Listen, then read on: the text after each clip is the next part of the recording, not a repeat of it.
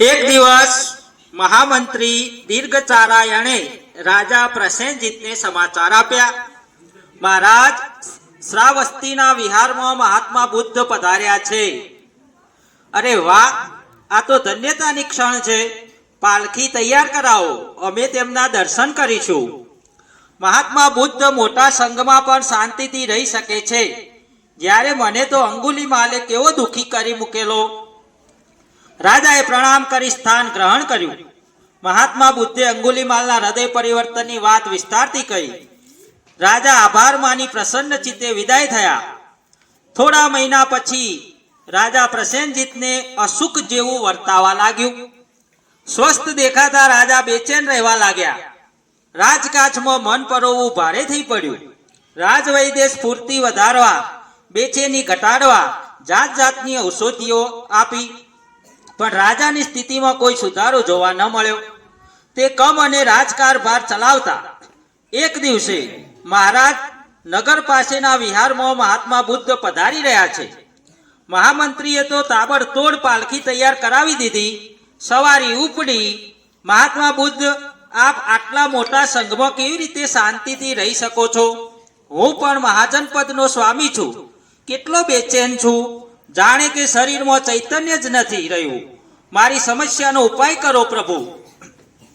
રોજ સવારે 1 કલાક નાના બાળક સાથે ખેલકૂદમાં વ્યતીત કરવો અને જમતી વેળા 1 કોળિયો બચાવવો, એટલે કે 1 કોળિયો ઓછું જમવું.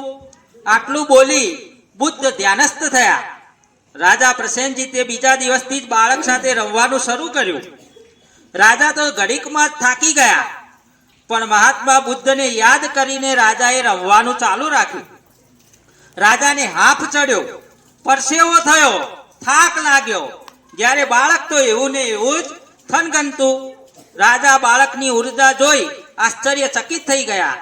રાજાએ માંડ કલાક પૂરો કર્યો.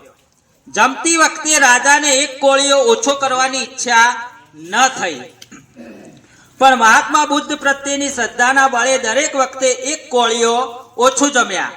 1 કોળિયો બચાવવો એટલે કયા કોળિયે અટકવું. થોડા સમયમાં જ તેમને જણાયું કે હવે બાળક સાથે રમવામાં નથી હોપ ચડતો કે નથી થાક લાગતો. રાજા પ્રસેનજીત પોતાની ઈચ્છાઓની ઉપરવટ જઈ મહાત્મા બુદ્ધના સૂચનનું પાલન કરતા રહ્યા. કેટલાક મહિના પછી બુદ્ધ જ્યારે ફરીથી શ્રાવસ્તી પધાર્યા, ત્યારે રાજા પ્રસેનજીત તેમને મળવા પહોંચી ગયા. સંતુલિત જીવનને લીધે સ્વસ્થ થયેલા રાજાને મહાત્મા બુદ્ધે સ્વસ્થ જીવનના આશીષ આપ્યા અને રાજા હતા એ સ્વસ્થ થઈ ગયા.